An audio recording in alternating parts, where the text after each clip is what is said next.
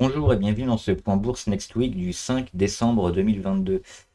On va pas d'avertissement aujourd'hui, on va regarder l'agenda des chiffres économiques, les résultats et les dividendes à venir pour la semaine prochaine. Alors on commence avec lundi 5 décembre, on aura l'indice PMI non manufacturier de l'ISM, donc c'est l'indice des services avec un indice sur le niveau de santé des entreprises et généralement plus il est élevé, meilleur c'est. Et au-delà de 50, évidemment, on est bon. Et en deçà, on est plutôt dans une contraction du secteur économique. Ce sera aux États-Unis à 16 heures. Et on attend 53,1. Donc selon l'importance et le décalage des chiffres annoncés, on pourra avoir un peu de volatilité sur les marchés. On va avoir une semaine assez calme, parce que mercredi, toujours aux États-Unis à 16h30, on aura le stock de pétrole brut. Donc ça peut influer pas mal sur évidemment le prix du pétrole, mais aussi tous les pétrolières et parapétrolières. Et enfin, le jeudi 8 décembre à 13h, cette fois ce sera en Europe, on aura le discours de Christine Lagarde, la présidente de la BCE. On s'attend à ce qu'elle ait un discours sensiblement identique à ce qu'avait déjà annoncé Jérôme Powell, le président de la Fed, à savoir une agressivité moindre sur la hausse des taux des banques centrales. Et enfin, on finit avec vendredi 9 décembre à 14h30, l'indice des prix à la production. Donc ce sera mensuel, sur le mois de novembre, c'est aux États-Unis. Ça permet notamment de voir l'effet de l'inflation. On s'attend à plus 0,2 sur les prix. Donc on aura pareil, selon l'importance du décalage ou pas, peut-être une bonne nouvelle ou pas. Et là, ça peut impacter tous les marchés. Si on est beaucoup plus élevé que plus 0,2 sur le mois de novembre, ça peut faire un peu peur. Donc, réponse vendredi. Maintenant, on va regarder les résultats, les dividendes à venir pour la semaine prochaine. Alors, je ne mets pas tout, parce qu'il y a une quantité énorme. Je mets ceux qui me semblent intéressants et ceux qu'on suit généralement ici. Alors, on aura le 5 ou 6. J'ai vu deux annonces différentes, une pour le 5 et une pour le 6. Donc, on verra quand De Richebourg va annoncer ses résultats. Donc, c'est lundi ou mardi. Alors, on le voit ici, De Richebourg qui a énormément corrigé, cette année 2022, comme beaucoup, et qui commence à se reprendre avec un support qui a lâché. Le premier support ici sur les 5,24. Et on est allé chercher un deuxième support autour des 3,8, 4. On est en train de revenir, mais toujours en cette phase de correction, tant qu'on n'a pas cassé cette oblique. Donc on va se concentrer sur les résultats qui vont être annoncés en début de semaine et qui vont peut-être soit mettre un coup de boost au titre, soit au contraire le faire revenir sur support. Pas beaucoup de résultats cette semaine, on passe directement à jeudi 8 décembre. Et ce sera aux États-Unis. On aura DocuSign. Alors DocuSign, je vous en ai parlé un petit peu la semaine dernière ou il y a 2 semaines. Intéressante, cette entreprise qui avait profité du Covid avec les signatures électroniques et qui se retrouve à un niveau moindre que l'avant Covid. On le voit ici en 2020, on était autour de 77. On est monté énormément à plus de 300 et on revient autour des 45.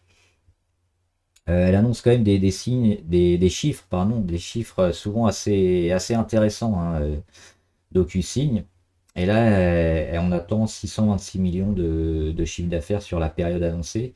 Il faudra surveiller, cette action parce qu'elle commence à redevenir intéressante. On est sur des niveaux de valorisation assez faibles. Ça peut repartir et repartir assez fort. Donc là, pour l'instant, on n'a toujours pas le signal, mais les résultats de jeudi pourrait être un premier signal pour une belle séquence haussière sur DocuSign. Les dividendes maintenant, alors on revient à lundi. On devrait avoir Orange normalement lundi qui annonce. Alors c'est lundi, donc le détachement se fait lundi, c'est-à-dire, je le rappelle, pour ceux qui ne sont pas habitués aux dividendes, il faut être actionnaire la veille. Donc si vous l'achetez lundi, ce sera trop tard. Il fallait l'avoir vendredi soir. Donc le détachement se fera donc lundi. Et c'est pareil pour toutes les actions. Et donc Orange, ce sera 30 centimes d'euros. Un petit point sur Orange, toujours plutôt négatif, on le voit ici, depuis sa grosse baisse ici du mois de juillet. Elle a cassé un peu tous les supports, toutes les moyennes, et puis on continue de descendre, et puis on n'arrive pas à revenir ici sur les 10. Cette zone des 10 euros est toujours en mode résistance. Donc on va plutôt éviter de se mettre sur orange maintenant. Aux États-Unis, la même journée, hein, le 5, on aura le détachement du dividende de Nordic American Tanker. Ils sont ici. Plutôt bien, plutôt en forme, hein, Nordic American Tanker. On dézoome, on le voit ici, figure de retournement, hein, depuis le printemps-été dernier. Ça monte régulièrement, et donc tous les 3 mois, le dividende, ce sera 5 centimes. Alors le dividende, pas énorme, hein, 5 centimes seulement de dollars. On passe à mardi, on revient en France avec Thales. Thales qui aura un dividende de 70 centimes d'euros. Toujours dans sa phase de squeeze, un peu entre la moyenne à 200 et puis la résistance à 130. Donc on surveille, mais le dividende, ce sera mardi. Pour Schlumberger, ce sera mardi aussi, ce sera 17 centimes, 17 centimes et demi, hein, 0,175. Donc un dividende assez faible, hein, pour Schlumberger, mais qui pourrait revenir ici sur des niveaux intéressants sur les 45 ici, ça pourrait valoir le coup. Donc on pourrait surveiller pour un retour sur Schlumberger, pardon, mais le pétrole est en phase de correction depuis quelques jours, quelques semaines, donc il faudrait faire attention aussi sur tout ce qui est pétrolier, parapétrolier, même si leur prix n'est pas indexé à 100% sur le cours du pétrole, mais ça joue évidemment sur une partie.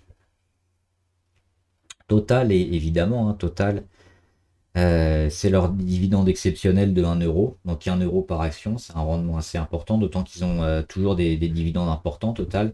On le voit ici, ils sont ici, hein, sur le haut de la figure, le haut du range un peu, de leur canal haussier.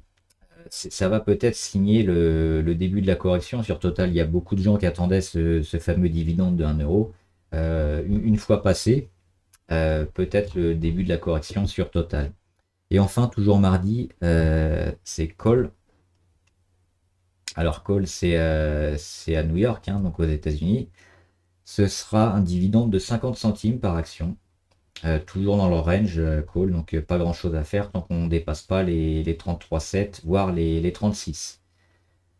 Enfin, jeudi, on aura Walmart. Donc pareil, hein, à New York. Walmart qui s'est bien repris dernièrement et qui donnera un dividende de 56 centimes de dollars par action. On les voit, ils sont bien revenus. Ils ont cassé ici leur petite résistance à 145. Et ils continuent alors certainement un peu de construction avant de rattaquer la prochaine à 159. Mais Walmart, ils sont plutôt bien orientés. Voilà, donc ça c'était pour tous les dividendes. On va faire le jeu maintenant, le résultat du jeu. Alors, moi j'avais joué Eurofin scientifique ici. Vendredi, on était ici. Et on finit donc en hausse. Donc moi je suis qualifié pour la semaine prochaine. Donc la semaine prochaine, hein, le jeu, ce sera sur toutes les actions. Pas besoin de s'attacher au CAC 40. On pourra prendre tous les marchés qu'on veut. Florence avait joué Schneider Electric, c'est ici. Schneider, alors vendredi, malheureusement c'est perdu, hein, parce que vendredi on était ici. Et on finit, alors on peut me donner le chiffre exact, hein, la clôture on était à 142,32 et on finit à 140,48. Donc c'est perdu. Michael, il avait joué Kering. Kering vendredi. C'est ici, hein, autour des 545 et on finit autour des 549. Donc qualifié, hein, pour la semaine prochaine. Et la finale, donc pour avoir un point. Et enfin Ludovic, il avait joué Renault. Renault, ils sont là. Vendredi dernier, on est ici autour des 33,7 et on finit autour des 34,6. Donc c'est bon. On qualifie aussi pour la finale, donc donner la valeur du CAC 40 ou autre. Tous les marchés sont acceptés. Pour la semaine prochaine, le meilleur, celui qui aura le plus gros pourcentage, marquera un point. Je vais faire rapidement un petit point crypto,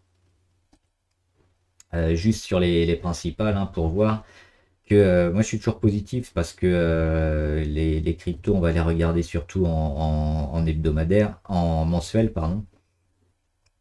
Et en mensuel, on voit qu'on est revenu ici sur une zone importante, hein, à 20 000 et même jusqu'aux 13 000. On pourrait descendre jusqu'aux 13 000. Ce serait pas catastrophique pour le Bitcoin. C'est cette zone-là qui va être travaillée et qui devrait tenir. On a cassé l'oblique de correction sur le Bitcoin. On est en train d'être dans une phase d'accumulation avant un éventuel rebond. Donc le rebond, on ne sait pas s'il va avoir lieu, mais il peut, et potentiellement c'est toujours une belle zone d'achat ici. Si à contrario on vient casser les 13 008 et qu'on commence à s'enfoncer, on pourrait être négatif sur le Bitcoin. Mais pour Ethereum, c'est un peu la même chose. On le voit en mensuel. Alors elle vient de casser aussi son oblique de correction un peu plus tard que le Bitcoin. Et sur Ethereum, c'est un peu la même chose, hein. On a encore les 851. On pourrait aller chercher les 851 et repartir. Ce ne serait pas catastrophique sur Ethereum. On voit que c'est une zone tout à fait normale sur laquelle le marché pourrait revenir avant de repartir. Donc c'est des zones intéressantes à jouer parce qu'on est ici sur potentiellement des plus bas avant un gros retour. Donc on n'investit pas énormément. On peut quand même les tenter et puis partir si on vient casser les niveaux support. Donc on a une marge assez grosse par rapport à un risque plutôt faible parce que si on vient casser ces supports, ce sera le signal de départ. Et on finit avec une valeur qui m'avait été demandée, c'est AGA. Je vais retrouver, ils sont ici. Alors AGA, moi je ne les trouve pas terribles, on va revenir en journalier. On le voit ici, un plus haut à 46 et puis après cette belle montée on est un peu dans un biseau descendant ici, on le voit avec le support qui est toujours bien testé ici, bien marqué sur les 35, hein, 34,9 environ, et puis les plus hauts de plus en plus bas ici sur 45, 44,3, 42,6, 40. Donc même si on a des beaux volumes, hein, intéressants qui ont fait une poussée ces derniers jours, tant qu'on reste dans cette figure avec ces plus hauts de plus en plus bas et que c'est pas cassé à la hausse, c'est négatif sur AGS. Voilà, j'espère que la vidéo vous a aidé pour la semaine prochaine. Pensez à regarder notamment DocuSign, hein, qui pourrait être intéressant, et mettre un petit coup de boost à partir de jeudi 8 décembre. Bon trade, à plus.